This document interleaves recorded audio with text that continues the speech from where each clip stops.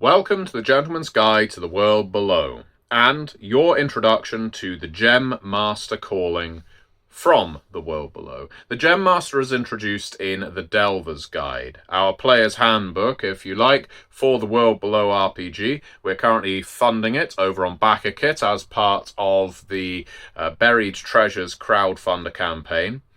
And the Gem Master is one of my favourite parts of this entire campaign. Across the two books that we're funding right now, The Delver's Guide and Secrets of Calm and Chaos, I would put the Gem Master up there as top three of my favourite parts. Why? Well, the Gem Master is a calling unlike any of the others introduced in the core book. I guess it has a shade of Chaosist to it. It even has a shade of Adamas dialectic. But the way Gem Masters operate, both as part of a party within the world below, or indeed as individual characters in the setting, is unique. You see, their sorcery, Gaiax, allows them to target specific kinds of gems and extract them from the geology around them. And this isn't just so they can sell rubies, emeralds, and sapphires at high prices, though maybe some of them are mercantile in their agenda. It is because they can channel extraordinary powers through gems. You see, Chaosists and other callings can, by all means, manipulate chaos rocks and so on to create chaotic effects. Various sorceries of a, shall we say, temperamental nature.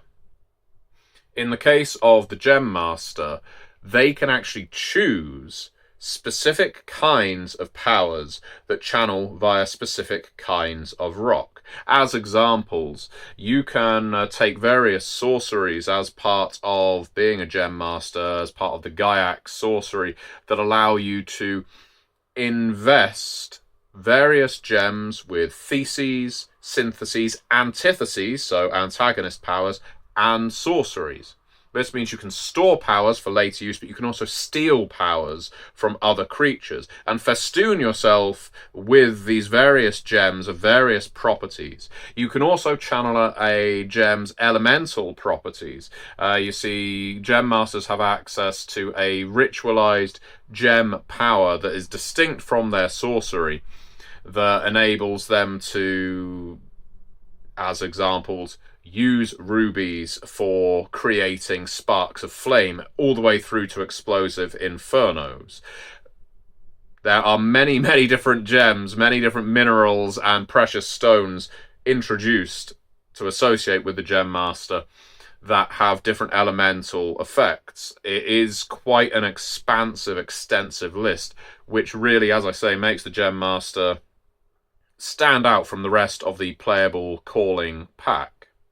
One of my favourite sorceries they have access to, it's a subtle one, Diamond Soul. Essentially, it allows them to cleanse themselves of all impurities. If you happen to be sick or poisoned, exhausted, suffering any negative status effect, Diamond Soul is like basically going through a great purgative of magic that basically pushes all that negativity out of you. You cleanse your soul until you become as pure and clear as a diamond.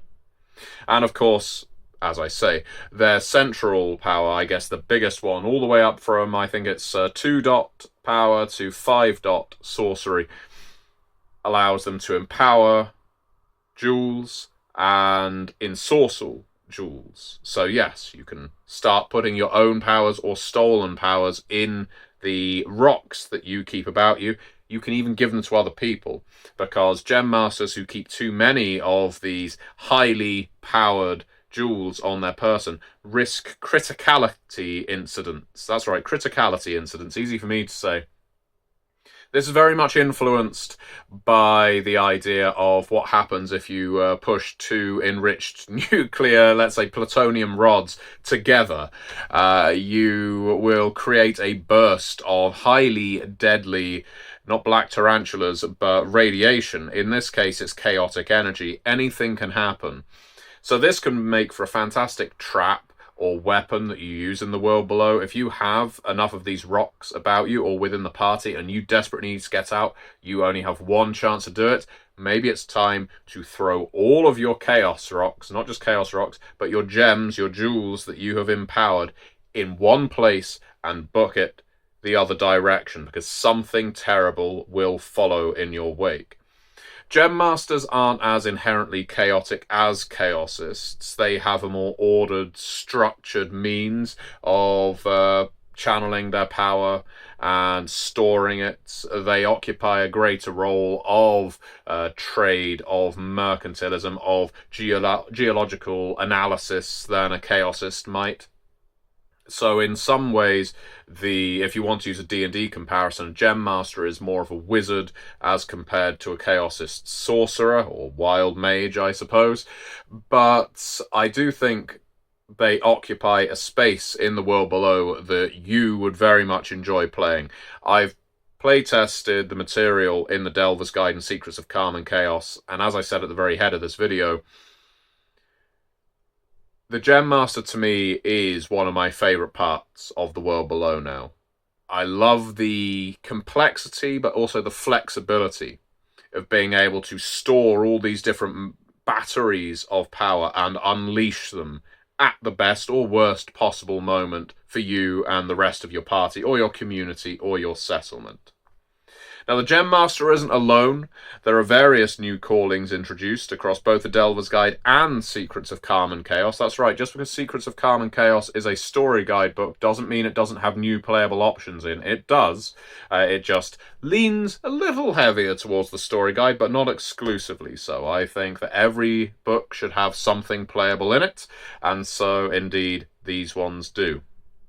And if you are looking for even more playable options that are already available, you should pick up Ed Greenwood's Monstrous Ecology, which I'll do a separate video on some point soon, because we introduced a whole load of new ancestries, lots of new components for Dawn Paths, such as the Orcs, such as the Vulpa, and more besides. So yeah, do check that out. But in the meantime, I would absolutely love it if you could click that link in the video description below, support the campaign. And remember, if you pick up hard copies of the Delver's Guide and Secrets of Calm and Chaos, and you contact me through MatthewDawkins.com with your backer number, you can request a video of your choice to go on this channel. That video could be about the world below, it could be about a different RPG, it could be about just anecdotes and stories that I like to tell, or you might even want me to come up with something to do with your character. You want me to talk through something to do with creating your character for a game,